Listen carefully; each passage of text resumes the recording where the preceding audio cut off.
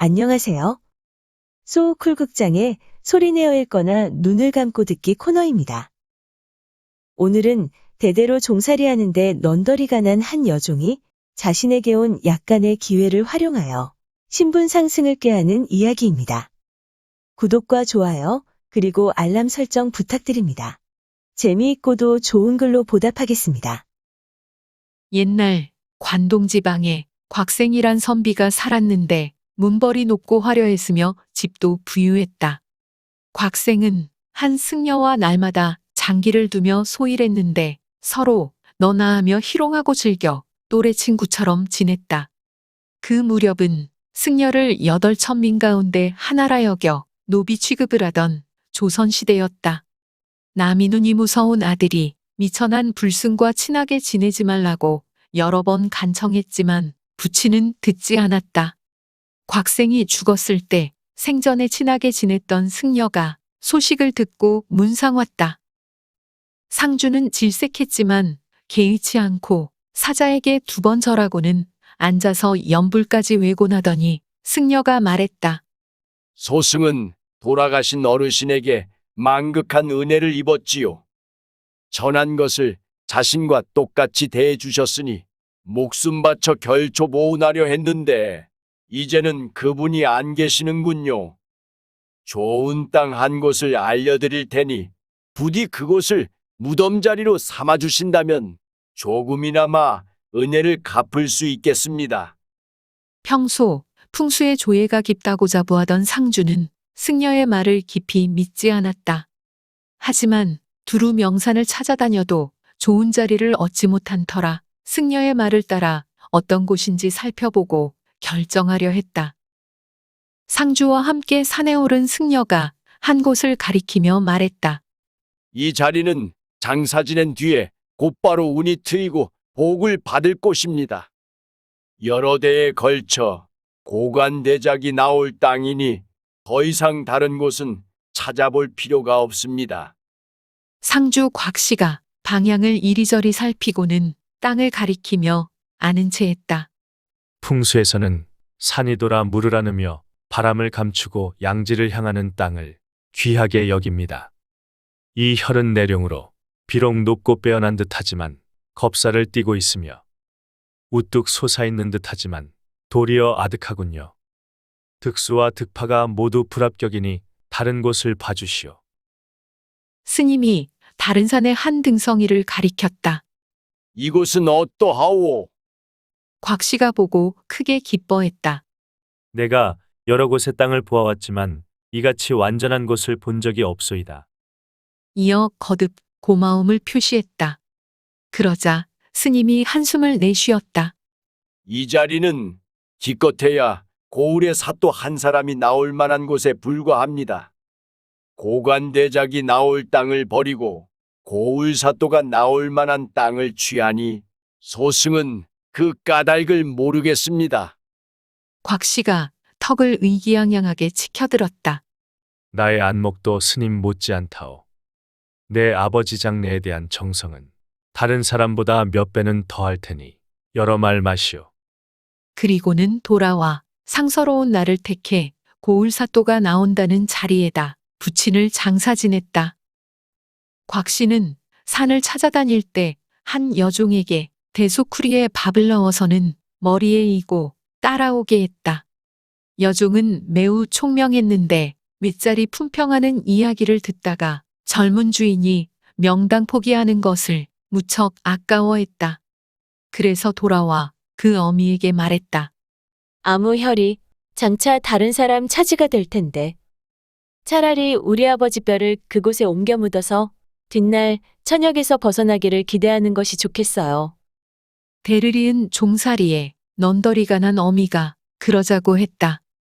금음날 밤을 틈타 부친의 옛 무덤을 몰래 파냈다. 두 여인은 승려가 말한 땅에 가서 흙을 파고 학원을 했지만 남의 눈을 꺼려 봉부는 만들지 않았다. 여종이 또 어미에게 말했다. 여기서 살면 평생 종신세를 벗어나기 어려워요. 우리 멀리 도망가서 신분을 숨기고 살아요. 어미는 평소 총명한 딸을 몹시 사랑했기에 딸의 말이라면 한결같이 따랐다. 두 모녀는 경기도 땅으로 도망가서 그곳에서 날품팔이와 길쌈 등을 하며 열심히 돈을 모았다. 천우신조로 하는 일마다 다 순조롭게 이루어졌다. 마침내 집과 밭을 샀는데 어느덧 부자가 되어 있었다. 향리 사람들은 여종이 신묘한 재주가 있다며 앞다투어 칭찬했다. 부잣집 자제들도 서로 장가들려 했다. 하지만 여종은 모두 물리치며 이렇게 말했다. 저 사람들은 고방에 천석에 곡식을 쌓아두었다고 해도 봄바탕이 미천하니 나는 싫어요. 마침 마을에 김시성을 가진 양반이 있었다. 그는 일찍이 고아가 되었는데 집이 가난해 남의 집 머슴살이를 할 수밖에 없었다. 나이는 30살이 넘었지만 사람 됨됨이 또한 어리석고 질박한지라. 비록 양반이긴 하지만 온 마을 사람이 그를 상사람처럼 여겼다. 여종이 말했다. 이 사람이 아니면 전 죽을 때까지 시집가지 않겠어요. 상민과 천민의 무리에게 욕을 당하는 것은 내게 수치입니다. 모치는 난처했지만 끝내 어쩔 수 없어 두 사람이 화촉을 밝히게 했다. 여인은 남편이 농사짓지 못하도록 하고 독선생을 모셔서 그를 배우게 했지만 워낙 돈에서 몇 년을 공부해도 천자문 한 권도 떼지 못했다. 다만 성품이 진실하고 곧아서 아내가 가르치는 대로 따르며 아내의 말을 하나도 어기지 않았다. 여인은 뜻한 바 있어 집 한 채를 싸서 한양으로 이사했다.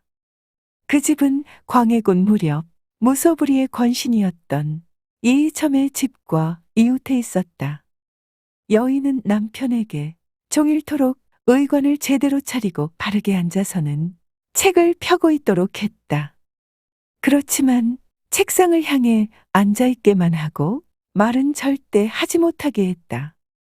남편은 한결같이 그 말에 따랐다. 시간이 조금 지나자 마을 사람들이 모두 그를 도덕군자라고 칭송했다. 이이첨은 아침 저녁 드나들 때마다 선비 김생이 거처하는 사랑채를 바라보게 되었는데 그 모습이 늠름해 감히 범할 수 없는 군자의 기운을 느꼈다. 시간이 흘러도 끝까지 흐트러지지 않으니 드나드는 손님과 노복까지도 듣고 본 것에 대해 이야기했고 마침내 소문이 퍼져 그 모습을 보러 멀리서 일부러 구경 오는 사람까지 생겨났다.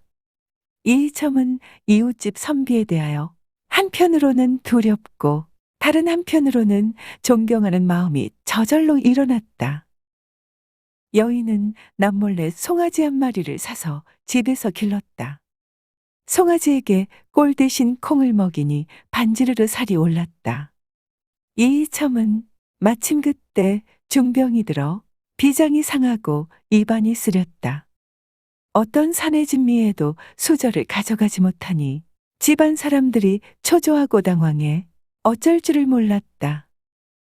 사정을 알아낸 여인은 당장 그 소를 잡아서는 육포를 만들어 이이첨의 집으로 보냈다. 이이첨이 그것을 한번 맛보자 어느새 병든 위가 갑자기 풀리는 듯해 다 씹어먹었다.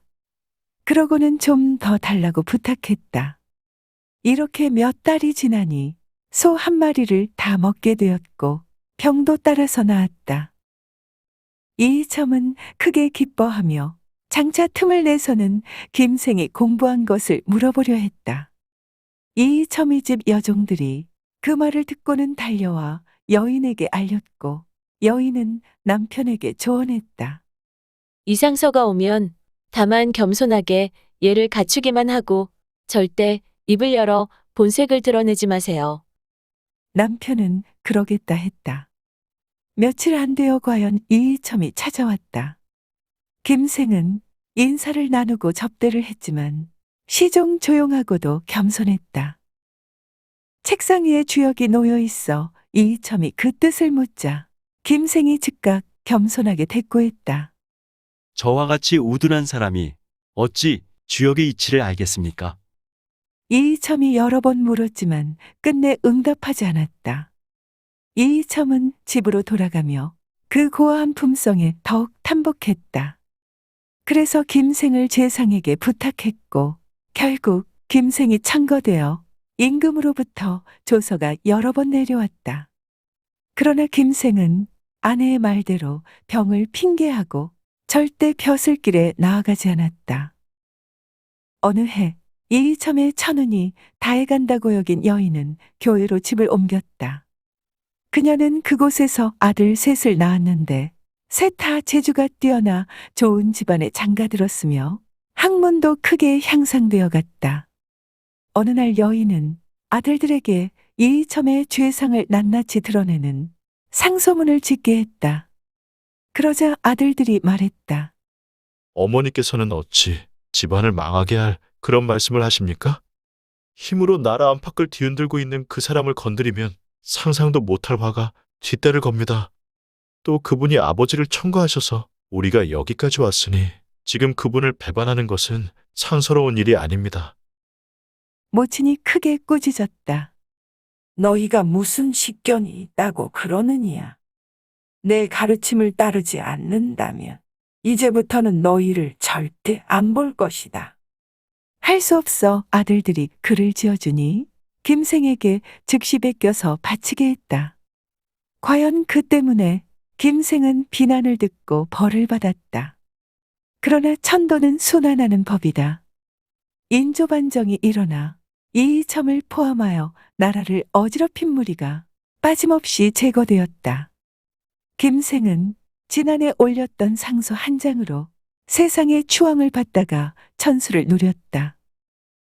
세 아들도 차례로 과거의 급제에서는 요직을 맡았으며 모두 청렴했고 정직했다.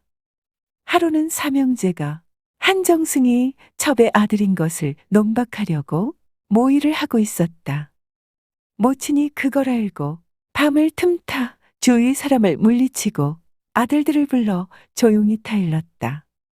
너희는 근본도 모르고서 방자한 기운을 내어 남의 집에 화를 끼치려 하느냐? 나는 나의 자손이 이런 행실하는 것을 원치 않는다. 아들들이 놀라 근본 이야기를 물으니 모친이 말해 주었다. 너희들의 어미는 본래 천한 노비였다.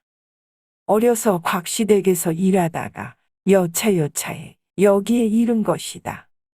너희는 마땅히 겸양해 남을 우러러보는데 겨를이 없어야 하거늘 도리어 의기양양하게 자신을 드높이느니야. 아들들이 부끄러워하며 물러났다. 때마침 도둑이 몰래 이 이야기를 들었다. 많은 재물을 얻을 요량으로 곽씨 집으로 날듯이 달려갔다.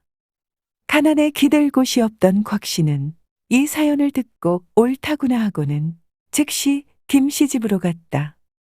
곽씨가 왔다는 이야기를 여인이 듣고는 크게 기뻐하며 말했다. 우리 오라버니께서 오셨네요. 즉시 안으로 맞이해 친척 오라버니처럼 극진하게 대접했다. 그러나 사람이 없을 때는 지극히 공손하게 종의 이해를 다했다. 곽씨도 어쩔 수 없는지라 인척으로서 김생 집에 출입하며 도터운 보살핌을 받았다. 또 여인 아들들의 주선으로 벼슬을 얻었는데 그 직급이 조그만 고을의 사또였다고 한다. 들어주셔서 고맙습니다. 용어 풀어 올리겠습니다. 내룡은 풍수지리에서 종산에서 내려온 산줄기입니다. 겁살에서 살은 사물에 해로운 독하고모진 기운입니다. 살이 있는 방향을 범하면 사람이 죽는다고 합니다. 득수는 묘지에서 볼 때 산속에서 나와 산속으로 흐르는 물이 처음 보이는 지점이라고 하는군요. 득파는 묘지에서 볼 때 산속에서 나와 산속으로 흐르는 물이 끝으로 보이는 지점이라고 합니다. 이 점은 연산군 때의 권신으로 1623년 인조반정 때 차명되었습니다. 그의 가문도 멸문지화를 당했습니다. 비장은 지라입니다. 참고문헌 및 자료 출처 소개에 올리겠습니다. 편자미상의 청구야담이 모본입니다. 여기에서는 이강옥 교수가 옮긴 책 청구야담의 내용을 주로 빌려왔습니다. 국립민속박물관, 한국민속대백과사전, 한국학중앙연구원의 기사와 사진을 빌렸습니다. 그리고 지역의 문화, 한국인의 통과 이래 중 상례의 기사와 사진도 빌렸습니다. 김상옥, 김진민, 최정규가 연출한 2015년 MBC 드라마 화정에서 몇 장면을 캡처했습니다. 위키백과와 나무위키의 기사와 사진을 빌렸습니다.